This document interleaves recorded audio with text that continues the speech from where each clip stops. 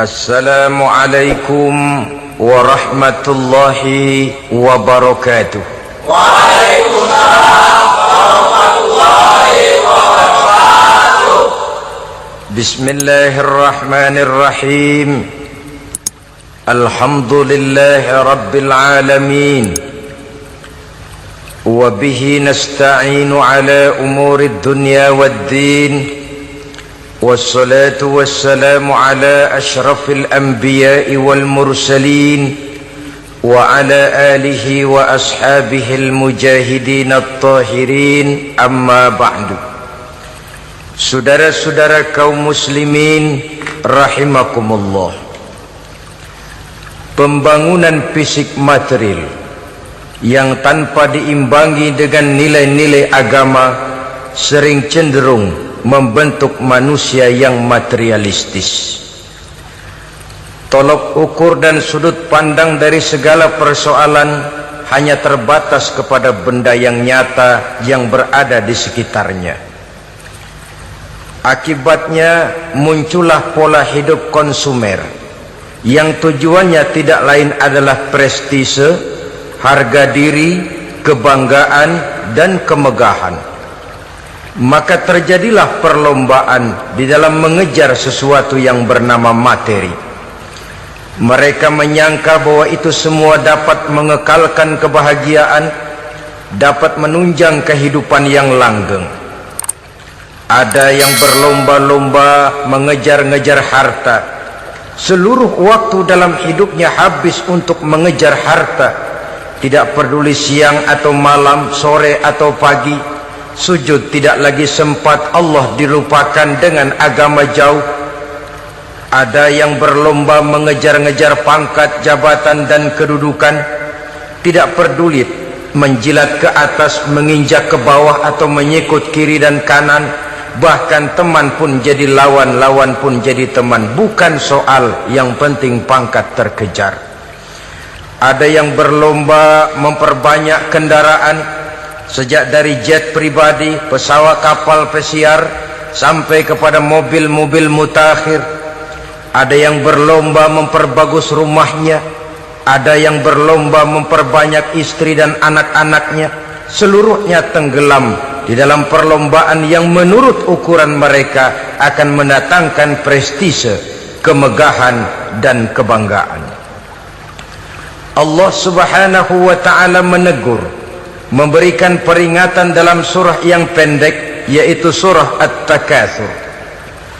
Alhaakumut takatsur hatta zurtumul maqabir kalla sawfa ta'lamun.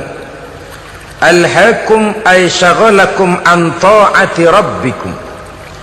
Kamu telah lalai daripada taat kepada Tuhanmu, dan yang menyebabkan kamu lalai itu tidak lain at-takatsur. At-takatsur artinya at-tabahi bi kathrati mata'id dunya, bermegah-megah dengan memperbanyak kesenangan hidup duniawi. Dengan kata lain, berlomba-lomba mengejar kemegahan duniawi telah menyebabkan kamu lalai daripada mengingat, daripada taat kepada Allah subhanahu wa ta'ala. Apabila orang cenderung materialistis, seluruh kegiatan hidup dikerahkan untuk berlomba memperbanyak materi. Apa namanya harta benda, apa namanya rumah, apa namanya pangkat dan jabatan. Maka dikala itu seseorang akan sangat mudah lalai daripada taat kepada Allah subhanahu wa ta'ala. Hilanglah kesadaran bahwa sesungguhnya apapun yang kita miliki dalam kehidupan dunia ini tidak lain hanya barang titipan sementara. Kita cari, kita kejar, tapi setelah kita dapatkan, jangan dia dijadikan tujuan. Jadikanlah dia sebagai alat.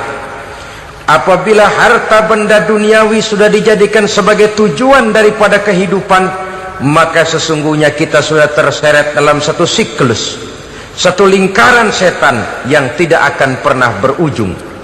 Sebab manusia dalam berhadapan dengan materi duniawi tidak akan pernah mengenal kata cukup, tidak akan pernah mengenal kata puas, dan tidak akan pernah bertemu dengan titik.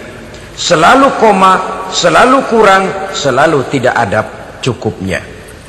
Apalagi kalau bicara soal keenakan, kenikmatan, kesenangan, itu cuma sekedar sudut pandang saja. Saudara barangkali kalau mengkhayal akan berkata, alangkah enaknya jadi menteri, naik mobil empuk ber-AC kemana-mana disambut. Menteri juga barangkali akan berkhayal seperti saudara, alangkah enaknya jadi rakyat biasa, bebas duduk angkat kaki di warteg tanpa ada yang mengamankan, tanpa harus terikat oleh protokol-protokolan, tanpa harus diatur ini dan itu. Jadi perbedaan cuma sudut pandang saja. Mungkin tukang bakso melihat tukang cukur itu enak, sebab kepala siapa saja bisa dipegang. Tapi barangkali juga tukang cukur melihat tukang bakso itu enak, dan begitulah selanjutnya. Keenakan cuma perbedaan sudut pandang. Saudara-saudara kaum muslimin rahimakumullah, oleh sebab itu agama memberikan kesadaran seluruh yang kita miliki, yang dititipi oleh Allah dalam kehidupan ini berupa materi keduniaan, hakikatnya adalah alat dan bukan sebagai tujuan. Apabila alat sudah kita jadikan tujuan, kita akan terjebak ke dalam satu perlombaan yang justru akan mencelakakan kita sendiri. Inilah yang saya maksud dengan sirkuit celaka.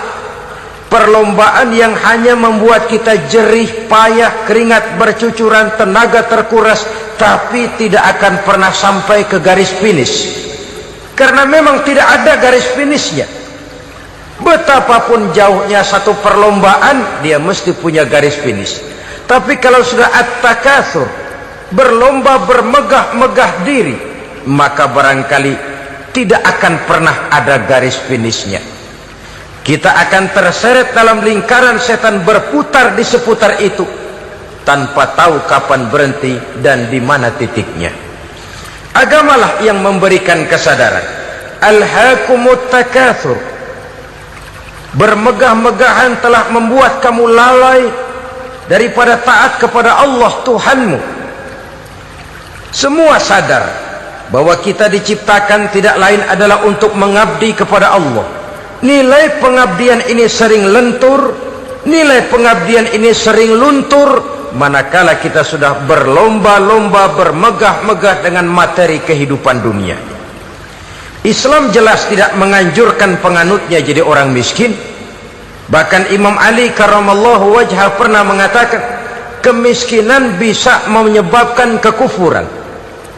Ayat yang pertama turun juga kita tahu, Iqra, baca olehmu. Kan seolah-olah Quran cuma tidak langsung saja bilang, hai orang Islam, kamu jangan jadi bodoh. Kebodohan menimbulkan kemiskinan, kemiskinan mendekatkan kita kepada kekufuran. Jadi miskin sama kufur tetangga. Artinya dalam kondisi miskin, kemudi hati itu mudah terombang-ambing.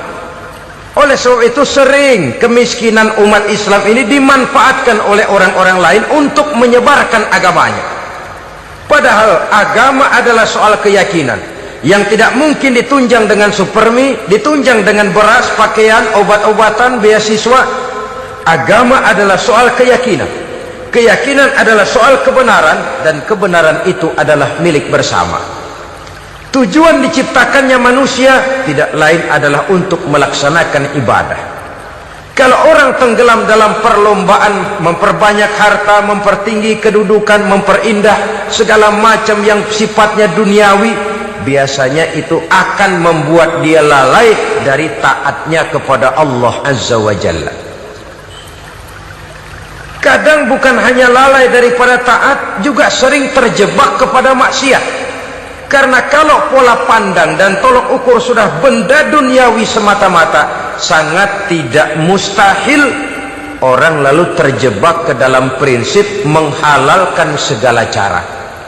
Asal sudah tujuan tercapai, cara apapun halal. Akhirat nomor 18. Nah, bukankah memang barangkali kita sejak kecil sudah dilatih untuk materialistis. Umpamanya kita hanya sering dilatih untuk takut kepada yang konkret-konkret saja, takut kepada yang nyata-nyata saja. Seorang ibu kalau menakuti anaknya, aduh nak, kenapa ini kau kerjakan? Kalau bapakmu tahu, waduh, habis kamu.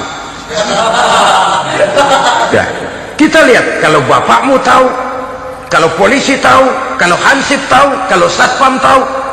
Tapi jarang seorang ibu menanamkan kepada anak, nak, kenapa ini yang kau lakukan, nak? Bukankah kau tahu Allah lihat, Allah tahu, Allah dengar, Allah, nak? Diajarkan takut kepada yang gaib. Karena kalau takut dia kepada polisi, dia pasti bisa cari tempat lain dong yang polisi kagak lihat. Kalau takut dia kepada satpam, minggir dong ke tempat yang kira-kira satpam nggak lihat. Tapi kalau sudah takut itu terpulang kepada Allah, kepada yang gaib, tidak sejengkal tanah pun yang terhalang dari pengetahuan Allah. Tapi itulah salahnya kita. Sejak kecil anak-anak sudah kita latih untuk takut hanya kepada yang konkret-konkret saja. Akibatnya sampai dia besar melembaga dalam kehidupannya. Dia nyolong, kata temannya, kamu nyolong ya? Iya. Kok nyolong sih? Emang? Kenapa nyolong? Biarin.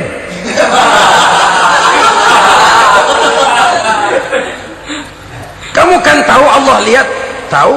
Kenapa nyolong juga? Biarin. Asal orang jangan lihat. Kalau Allah mah lihat, dia kagak ribut. Allah enggak ribut katanya.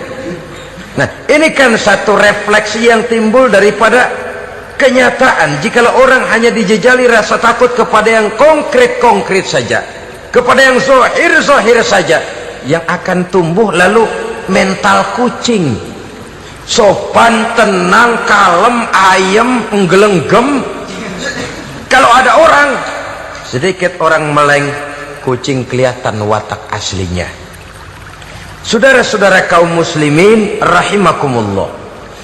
Oleh sebab itulah maka agama lewat surah yang kita bicarakan pada pertemuan ini memberikan peringatan. Kala, jangan begitu dong.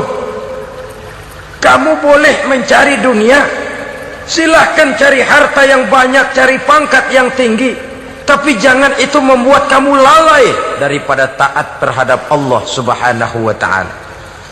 Jangan karena keinginan mendapat harta yang sebanyak-banyaknya lalu melakukan segala macam cara asal tujuan tercapai. Itu sudah membuat kita lalai. Jangan karena ingin mengejar kedudukan yang tinggi lalu jilat atas injak bawah, nggak mempan jilat, dukun dipakai.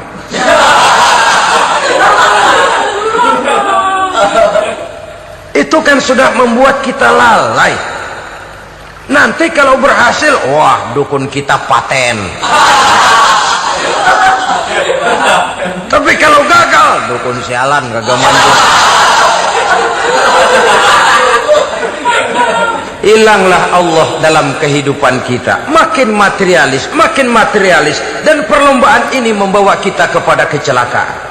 Kala, sekali-kali jangan begitu.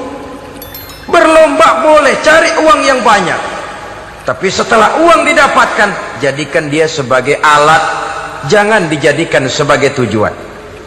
Saudara, bekerjalah, yang giat, carilah uang, tapi setelah dapat, ajak ngomong tuh duit. Bagaimana ajak ngomongnya? Gini, duit, setengah mati gue nyari lo duit lo.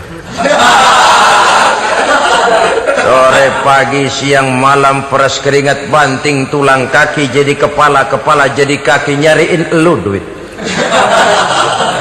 Sekarang kamu sudah saya dapatkan, kamu milik saya duit. Karena kamu milik saya, jadilah kamu budak saya. Jangan saya yang jadi budak kamu. Ini idealnya. Kamu harus jadi budak saya, jangan saya yang jadi budak kamu. Nyatanya kan ada orang nyari duit, setelah duitnya banyak dibudakin oleh duit. Dia sendiri tidak bisa merasakan kesenangan daripada duitnya, konon lagi orang lain. Mau ke pasar ngitung 16 kali. naik bajai, 1000. 1000 itu kalau ratusan semua 1000 lembar. Hitung-hitung, mendingan jalan kaki. Jalan kaki tengah hari bolong, panas, kan dibudakkan oleh uang. Cari karier, kejar pangkat, kejar kedudukan. Setelah ditemukan itu, jadikan dia sebagai alat, jangan dijadikan tujuan. Pangkat kau milikku, karena kau milikku kau harus jadi budakku, jangan aku yang jadi budak kau. Pangkat suatu saat dia harus lepas dari kita, jiwa ini lapang. Kenapa? Dahulu pun ketika lahir ke dunia tidak ada pangkat yang kita sandang, dahulu pun ketika lahir ke dunia tidak ada harta yang kita bawa. Jadi harta itu, pangkat itu, kedudukan itu ada dalam hati, tapi tidak berurat dan berakar. Kalau dia berurat dan berakar dalam hati, berat misah sama harta itu, berat. Sekedar ngasih fakir miskin cepet juga berhitungnya 17 lembar.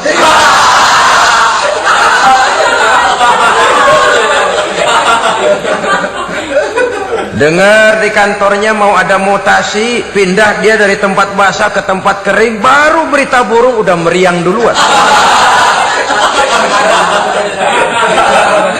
Ini nanti bagaimana, itu nanti bagaimana, ini nanti bagaimana. Kan tidak jarang orang yang kena apa istilah kerennya zaman sekarang itu post power syndrome.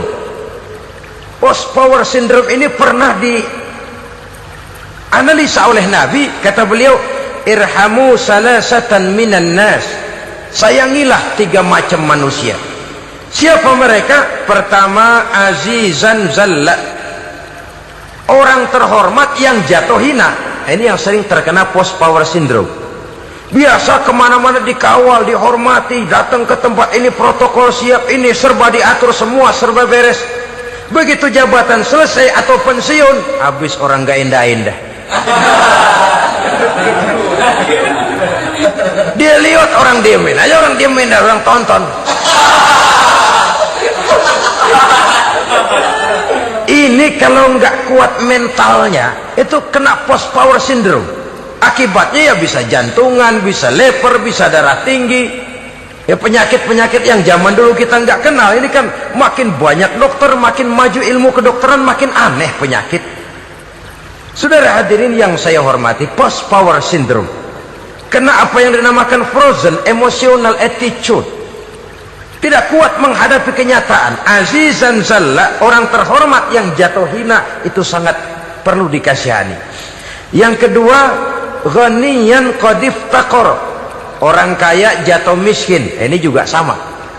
Biasa hidup apa ada, serba ada, lalu harus hidup apa adanya.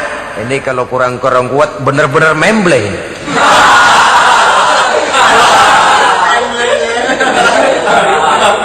Kalau tidak kuat mentalnya, biasa hidup serba enak, serba nikmat, cuma kerjanya neken cek, main apa itu kredit card, macam-macam fasilitas dipunyai, tahu-tahu jatuh bangkrut, jatuh miskin. Kalau tidak fondasi agamanya kuat, bisa gantung diri, bisa bunuh diri, bisa frustasi, bisa terkena psikosomatik, tekanan jiwa mempengaruhi faktor biologis, timbullah tekanan, terjadilah penyakit aneh-aneh. Al-ghaniyan qad iftaqara, orang kaya jatuh miskin, itu perlu dikasihani. Yang ketiga, wa faqihan yal'abu bihil juhal, ahli fikih tapi dipermainkan oleh orang-orang bodoh. Hanya kebetulan orang bodoh itu punya kekuasaan. Hukum bisa dipesan.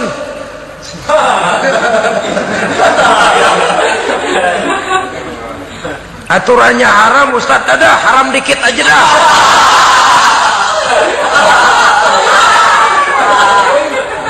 Sibuklah tuan fakih ini, ahli fikih ini mencari dalil kebet sana kebet sini supaya yang tadinya haram benar bisa jadi haram sedikit. Padahal yang minta ini orang bodoh, tidak ngerti agama, cuma karena punya kekuasaan dipermainkan oleh orang yang fakih. Orang yang fakih ini dipermainkan. Kasihan orang yang seperti itu.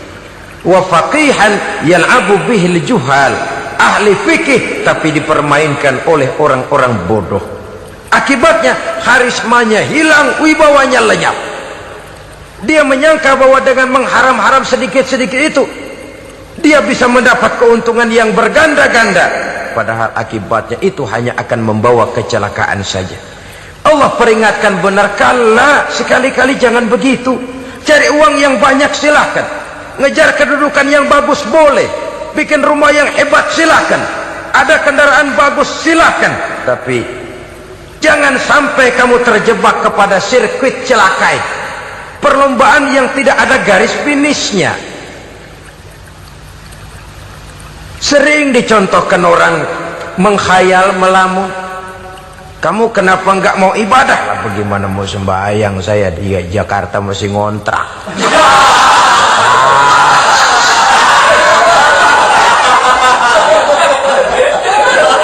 Bingung, tiap akhir tahun kontrakan habis.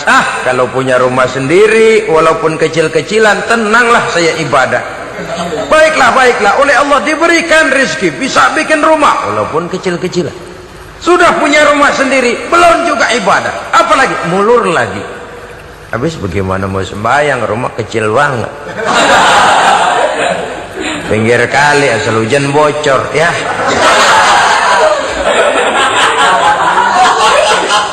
Kalau bisa punya rumah permanen, rajin dah ibadah dah. Iyalah, diberikan rezeki, bisa bikin rumah besar, kamarnya banyak, halamannya luas, kendaraan belum ada, perabotan belum lengkap. Sudah ada kendaraan, belum kayak orang-orang. Sudah kayak orang-orang, masih sama dong, kudu di atas. Kapanlah selesainya? Kala, sekali-kali jangan begitu. Jangan kamu mengumpulkan harta bermegah-megah membuat kamu lalai dari taat kepada Tuhanmu. Engkau tinggalkan rukuk dan sujud, engkau jauh dari masjid, engkau kering dari kehidupan beragama. Sebab itulah maka pembangunan fisik material tidak bisa dipisahkan dengan pembangunan mental spiritual. Tidak hanya cuma dalam teori, tapi juga harus dalam praktek. Selalu pembangunan yang hanya mengarah kepada fisik material, jauh dan kering dari agama, hanya akan melahirkan manusia-manusia materialistis yang terjebak di dalam sirkuit celaka, perlombaan yang tidak pernah mengenal garis finish. Sebab itu agama mengajarkan, orang kaya itu siapa sih? Yang banyak duit? Belum tentu. Yang kebunnya di mana-mana ngebelatak? Belum tentu. Yang pabriknya selebar-lebar? Belum tentu. Yang punya segala macam peternakan, dari peternakan gajah sampai peternakan kutu?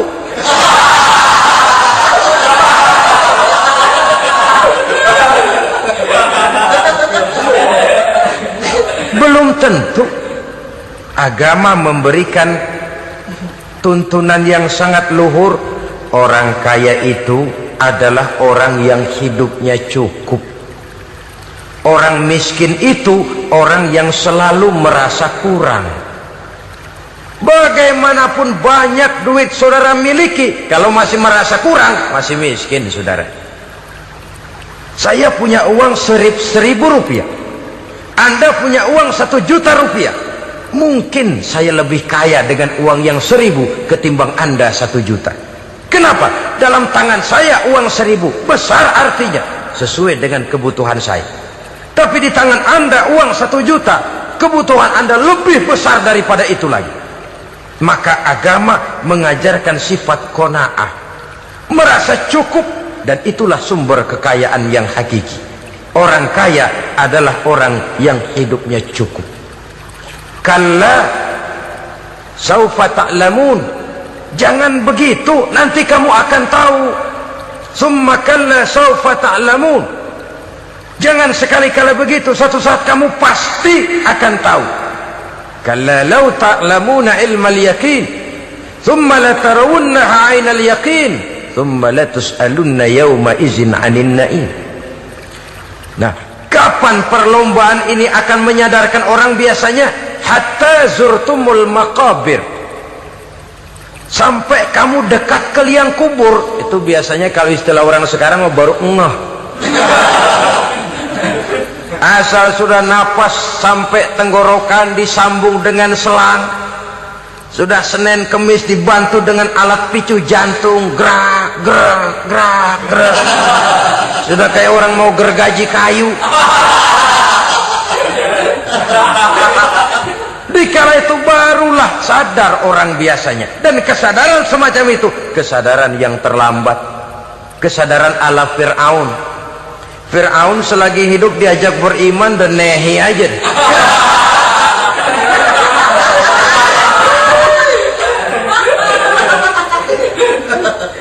Tapi ketika dia tenggelam di lautan merah bersama seluruh tentaranya, dikala napas hampir terputus, keluar ucapannya, amantu bi Rabbi Musa wa Harun. Aduh, kalau begini mah saya juga percaya kepada Tuhannya Musa dan Harun. Saya beriman kepada Allah. Lagi timbul tenggelam mau sekarat baru beriman. Hatta zurtumul maqabir. Kamu telah lalai dari sebab bermegah-megah sampai kamu masuk ke liang kubur, dekat ke liang kubur. Kalimat zurtum di sini menjelaskan bahwa kubur itu tidak selamanya. Zurtum itu dari kalimat zaro ya zuru, berziarah. Orang berziarah kan sebentar. Ke kubur itu sama dengan berziarah kita di situ. Sebentar, tidak akan selamanya, tidak akan kekal dalam kubur. Bahwa kubur itu cuma satu halte dari sekian halte yang harus kita jalani. Hatta zurtumul maqabir ay mutum wa dufintum fil kubur. Sampai kamu mati, dikubumikan dalam kubur, barulah kamu sadar bahwa perlombaan itu hanya sia-sia. Bahwa perlombaan itu tidak akan pernah mengenal garis finish. Bahwa perlombaan itu akan membuat kamu celaka. Begitulah umumnya kebanyakan orang yang terjebak ke dalam paham materialis, baru menyadari kesalahan langkahnya pada saat napas sudah sampai di tenggorokan. Ternyata uangnya yang miliaran rupiah tidak sanggup menyambung nafasnya. Ternyata kendaraan yang serba mewah berkilat tidak sanggup meneruskan kehidupannya. Ternyata pangkat jabatannya yang tinggi yang membuat dia menyebabkan temannya jadi lawan, lawannya jadi teman, tidak akan sanggup menghentikan sang malaikat maut. Kalau keadaan sudah begitu, baru sadarlah kita terlambat. Karena saat seperti itu akan dihadapi oleh setiap orang. Kala, jangan begitu. Sadarlah kamu bahwa kalau sudah dekat ke liang kubur kamu baru insaf, itu terlambat. Sebelum nafas sampai di tenggorokan, pintu taubat masih selalu terbuka. Tapi manakala nafas sudah sampai di tenggorokan, tertutuplah pintu taubat untuk orang yang bersangkutan. Oleh sebab itu, perlombaan dengan bermegah-megah terhadap materi duniawi, tolok ukur dan pandangan hidup yang terbatas kepada wujud benda semata-mata, memang sering menyebabkan orang lalai, sering menyebabkan orang lupa diri, tidak sadar tentang hakikat yang terpenting dari kehidupan ini, yaitu tentang dari mana dia datang, di mana dia sekarang, dan kemana dia akan pulang. Sungguh, ilmu pengetahuan tidak akan pernah mampu menjawab persoalan ini. Sungguh, filsafat juga tidak berdaya menghadapi pertanyaan seperti ini. Hanya agama yang mampu memberikan kepastian batin tentang hakikat dari mana kita datang, di mana kita sekarang, dan kemana kita akan pulang. Makin kita renungi pertanyaan ini, makin kita menemukan diri sendiri. Dan makin kita menemukan mengenal diri sendiri, kita akan semakin mengenal Allah subhanahu wa ta'ala. Semakin kita mengenal Allah, maka akan semakin terpanggil kita untuk dekat dengannya, mentaati segala perintahnya, dan berupaya menjauhi segala yang dilarangnya. Dengan demikian selamatlah kita dari satu perlombaan yang hanya akan menyeret kita kepada menghalalkan segala cara, jauh dari agama, jauh dari Allah, bahkan jauh dari sesama manusia. Karena umumnya perlombaan seperti ini akan cenderung melahirkan manusia yang egois. Muslimin rahimakumullah. Lebih jauh mari kita mengikuti peringatan Allah dalam surah Al-Munafiqun ayat 9. Di sini Allah Subhanahu wa taala mengingatkan, A'udzu billahi minasy syaithanir rajim. Ya ayyuhalladzina amanu la tulhikum amwalukum wala auladukum an dzikrillah wa may yaf'al dzalika fa ulaika humul khasirun. Hai orang-orang yang beriman, jangan sampai hartamu dan anak-anakmu melalaikan kamu daripada mengingat Allah. Wa may yaf'al dzalik, barang siapa yang melakukan hal seperti itu, fa ulaika humul khasirun, maka merekalah sesungguhnya orang-orang yang merugi. Rugi dunia, rugi akhirat. Disebutkan di sini dua hal yang sering menyebabkan kita jadi lalai. Amwal dan aulad. Harta dan anak-anak. Materi dan keluarga. Perlombaan di dalam mengumpulkan materi sering menyebabkan kita menjadi lalai. Begitu juga amanah berupa anak ini sering kita lalaikan atau sering membuat juga kita menjadi lalai. Kita lalaikan dalam arti bahwa keduanya, baik harta baik anak, merupakan amanah dari Allah. Setiap orang tua akan dimintakan pertanggungan jawab. Apabila kita lalaikan amanah ini, maka resikonya akan kembali juga kepada kita. Tapi satu hal yang jelas dalam ayat 9 surah Al-Munafiqun ini, bahwa perlombaan memperbanyak harta dan anak-anak yang masuk dalam kelompok at-takatsur itu tadi akan menyebabkan orang khasiru, termasuk ke dalam kelompok orang-orang yang rugi. Perlombaan yang hanya akan membawa kerugian semata-mata. Kemudian di dalam satu hadis Rasulullah sallallahu alaihi wasallam memberikan peringatan. Beliau bersabda, "Iza azzamat ummati dinaran wa dirhaman, nuzi'at minha haibatul Islam, wa iza tasabat ummati saqatat min ainillah, wa iza turikatil amru bil ma'rufi wan nahyu 'anil munkari, hurimat 'alaihim barakatul wahyi." Ada tiga hal yang kalau kita kerjakan akan menimbulkan tiga macam akibat di dalam hadis ini. Pertama, iza azzamat ummati dinaran wa dirhaman. Apabila umatku sudah mengagung-agungkan dinar dan dirham, artinya kalau umatku sudah jatuh menjadi umat yang materialistis, segalanya diukur dari dinar dan dirham. Dinar dan dirham ini kalau bahasa Inggrisnya dokat.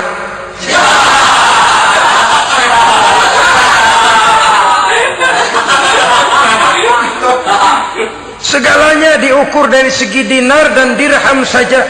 Nuzi'at minha haibatul Islam, akan dicabutlah kehebatan Islam dari mereka.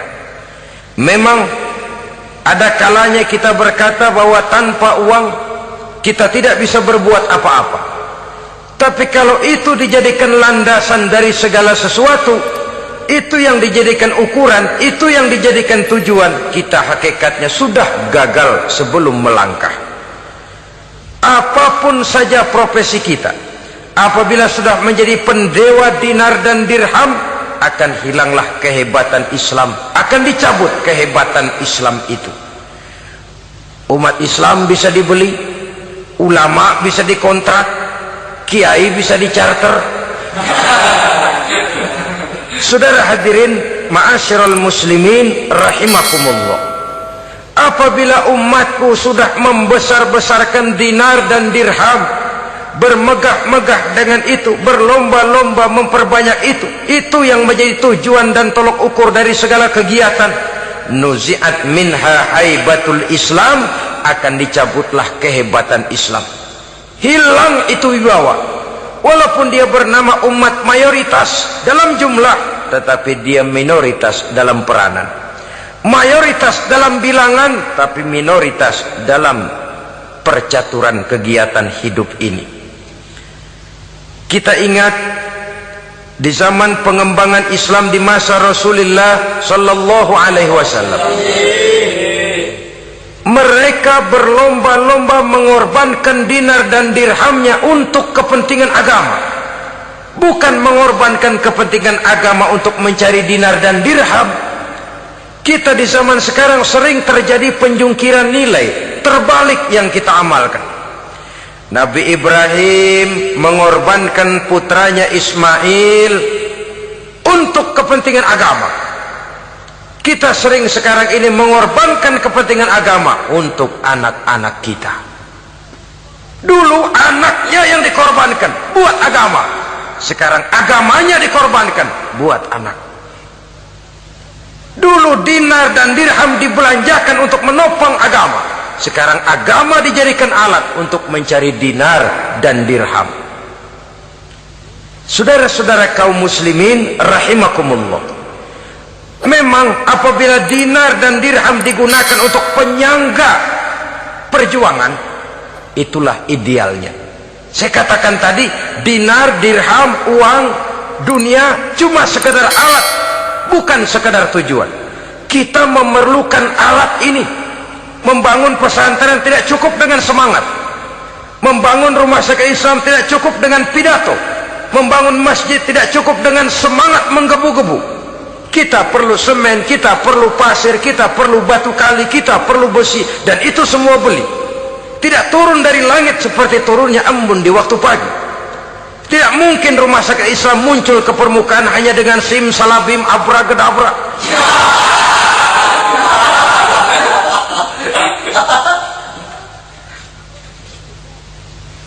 Oleh sebab itu, saya bersyukur kecenderungan belakangan ini pengajian-pengajian akbar di berbagai tempat tidak hanya sebagai ajang untuk menanamkan akidah, membina ukhuwah, tapi juga menjadi sarana di mana kita mengumpulkan dana, menghimpun potensi umat, menginventarisir potensi untuk kepentingan pengembangan daripada agama.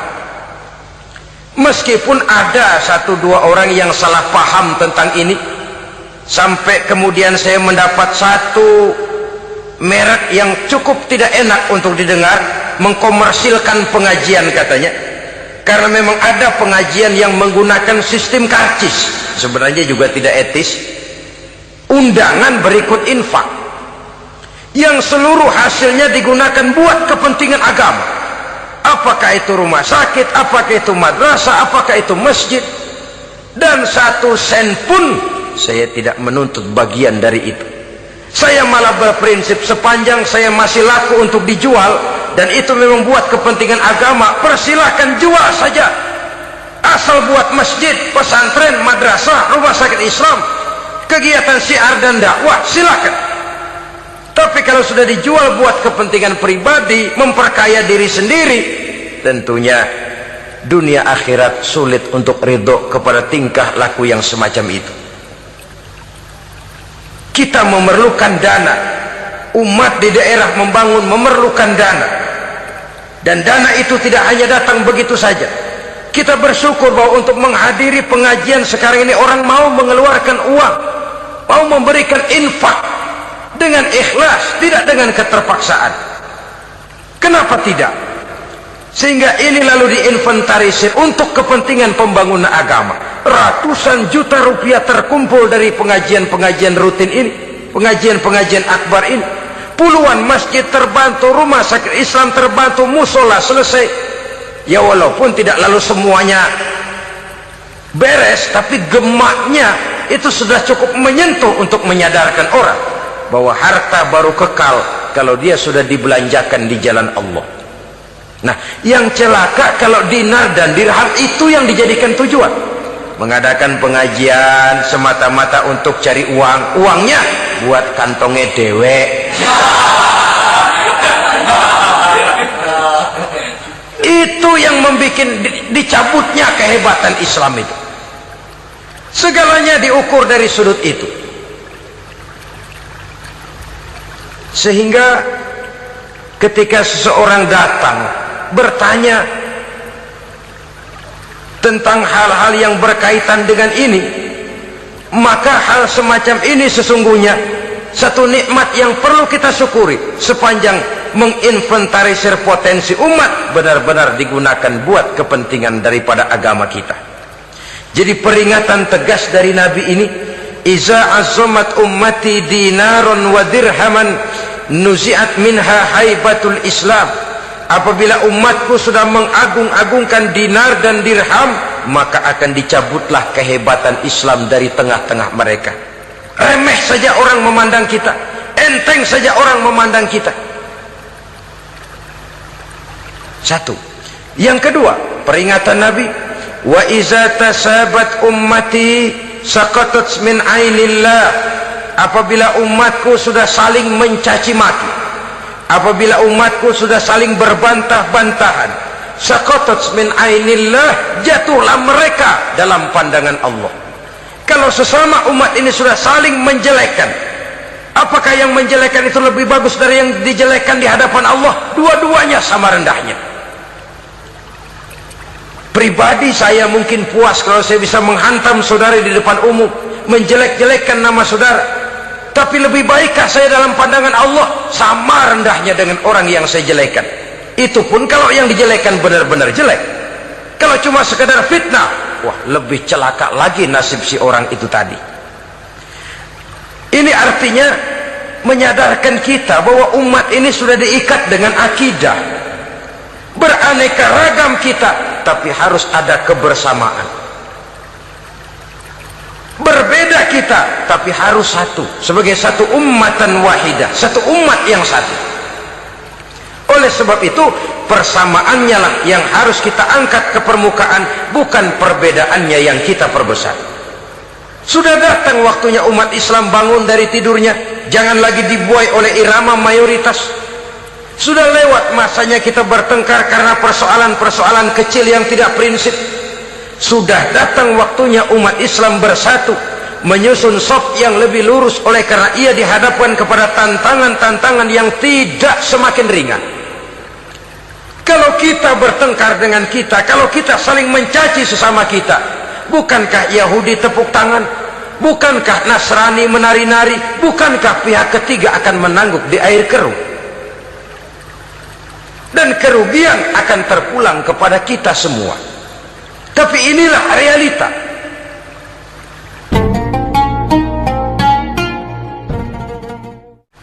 Bahwa yang kita hadapi ini sesungguhnya musuh kita di luar kita, bukan di dalam kita. Apakah itu kemiskinan, kebodohan, maksiat, munkarat, ketidakadilan, kezaliman, kesewenang-wenangan, dan lain sebagainya. Yang musuh jadikan musuh, yang teman mari kita rangkul. Jangan terbalik, teman dimusuhi, musuh malah dirangkul. Maka berpesta poralah musuh-musuh Islam ini. Saudara-saudara kaum muslimin rahimakumullah, Nabi memperingatkan dengan tegas, wa iza tasabat ummati saqatat min ainillah. Jikalau umatku sudah saling mencaci maki, sudah saling berbantah-bantahan, jatuhlah mereka dalam pandangan Allah. Satu ayat menjelaskan, jangan sebagian kamu meremehkan, yaskhar, mengecilkan, menganggap enteng orang lain. Boleh jadi yang dihina, diremehkan, dianggap enteng itu nilainya lebih bagus daripada yang menganggap enteng. Dalam hakikat segala sesuatu itu cuma kembali kepada Allah. Di sanalah penilaian finalnya. Manusia hanya melihat yang zahir. Makin banyak harapan hidup ini kita gantungkan kepada manusia, makin banyak kita harus bersiap untuk kecewa. Saudara-saudara kaum muslimin rahimakumullah. Kemudian yang ketiga peringatan dari baginda Nabi, wa iza turikatil amru bil ma'rufi wan nahyu 'anil munkari hurimat 'alaihim barakatul wahyi. Apabila amar ma'ruf dan nahi munkar telah ditinggalkan, maka akan hilanglah keberkahan wahyu, akan hilanglah keberkahan Quran, akan sirnalah keberkahan agama. Amar ma'ruf dan nahi munkar ditinggalkan, artinya Di tengah masyarakat sudah tidak ada lagi yang menyerukan ini baik, ini tidak baik, ini halal, itu haram. Mari kita sholat, mari makmurkan taklim, santuni yatim piatu, makmurkan masjid. Seruan ke arah itu tidak lagi terdengar.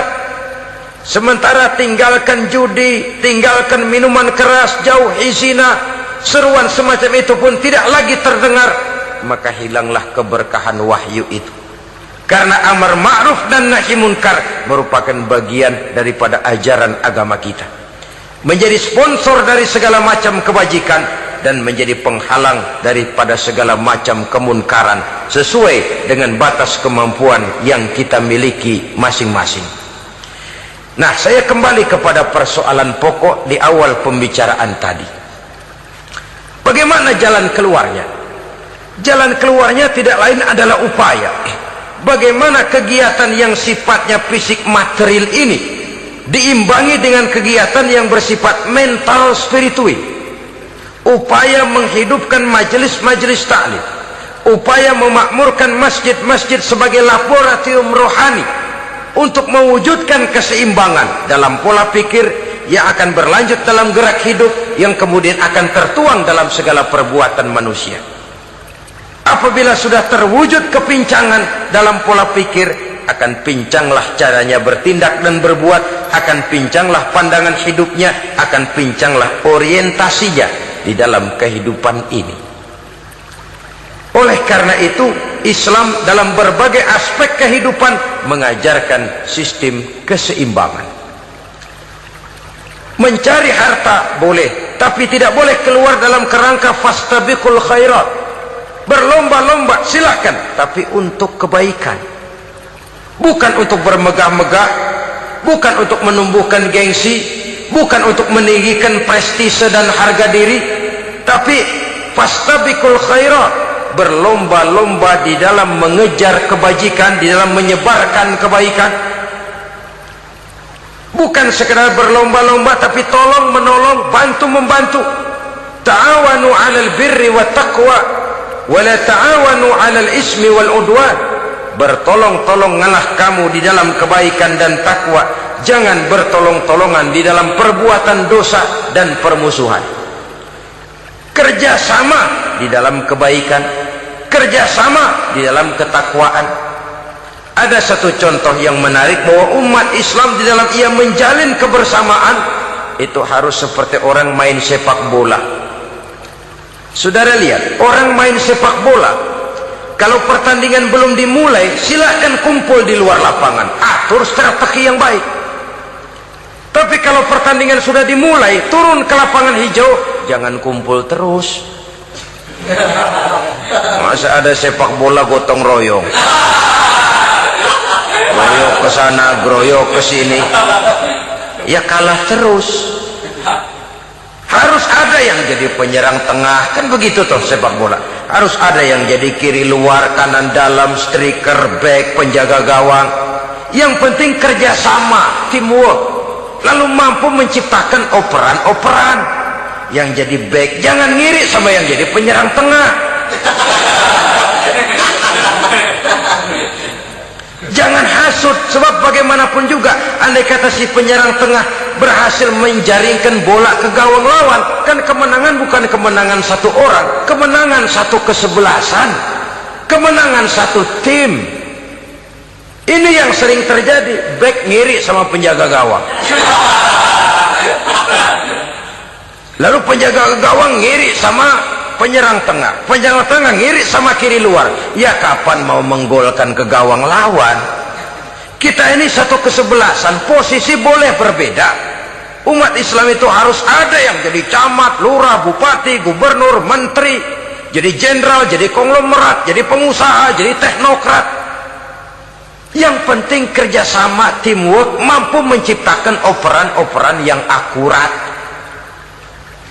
Diego Armando Maradona, enggak pakai dia, enggak, itu katanya maha bintang, gagah, hebat, bintang lapangan hijau. Kapan Maradona hebat? Kalau ditunjang oleh 10 temannya yang lain, merupakan satu kesebelasan. Bagaimanapun hebatnya Diego Armando Maradona, kalau dia sendirian lawan satu kesebelasan, remek.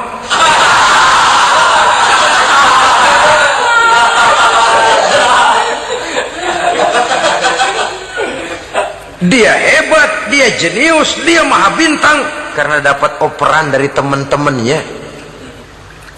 Bukan jegalan, operan. Jadi oleh sebab itu bagaimana kita menciptakan operan-operan akurat yang akan melahirkan kebersamaan di tengah-tengah umat. Artinya satu contoh saja, misalnya seorang pengusaha besar, oleh karena kesibukannya di dunia bisnis tidak perlu jadi ketua pembangunan musola, tapi kalau ada musola belum selesai, operan.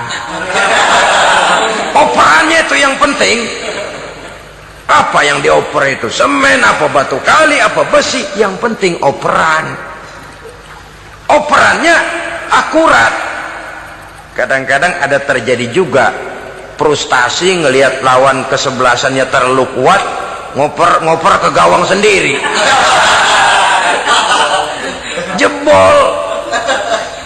Kan sering terjadi begitu. Muslim didukung oleh umat Islam, ketika punya posisi menguntungkan malah mempersulit Islam. Ini kan ngoper ke gawang sendiri, bunuh diri namanya. Boro-boro jebolin gawang lawan, asal jangan bunuh diri juga lumayan. Jadi kalau saja kita mampu menciptakan kebersamaan seperti ini, baju boleh berbeda. Seorang muslim boleh dibungkus baju ABRI, boleh dibungkus baju dokter, boleh dibungkus baju teknokrat, boleh dibungkus baju konglomerat, sekedar baju. Tapi kalau terbukalah baju itu, kelihatan dadanya, terbersit nilai imannya, meresap sampai ke tulang sumsumnya. Dan pada saat Islam dikuti-kuti, akan timbul kecintaannya, akan timbul, saya muslim dan saya bangga dengan Islam saya. Saya muslim dan saya mau berbuat untuk Islam saya. Saya muslim dan saya siap mati untuk Islam saya. Dengan baju apapun dia terbungkus, kalau roh, jiwa dan semangat semacam ini tertanam, saya yakin kita umat Islam akan mampu berbuat lebih banyak dengan mewujudkan operan-operan akurat yang sangat diharapkan oleh umat itu tadi. Oleh sebab itu, saudara-saudara kaum muslimin rahimakumullah, baju boleh berbeda, bendera boleh beraneka warna, tapi jikalau bernama muslim, persamaannya yang dicari, jangan perbedaannya yang diperbesar. Nilai persaudaraan yang diikat dengan akidah semacam inilah yang banyak dicari orang, yang banyak menyebabkan orang masuk Islam. Di mana masjid kelihatan benar sebagai simbol kehidupan demokrasi dalam menciptakan ukhuwah, wawasan ukhuwah ini.